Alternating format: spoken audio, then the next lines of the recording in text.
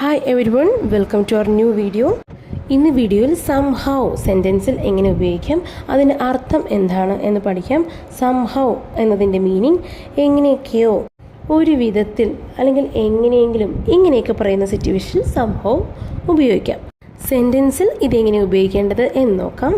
എനിക്ക് എങ്ങനെയൊക്കെയോ ആ ജോലി കിട്ടി എന്ന് നമ്മൾ പറയാറില്ലേ? ഈ സിറ്റുവേഷനിൽ I somehow got the job. I somehow got the job. ഞാൻ എങ്ങനെയൊക്കെയോ കറക്റ്റ് സമയത്ത് വീടെത്തി.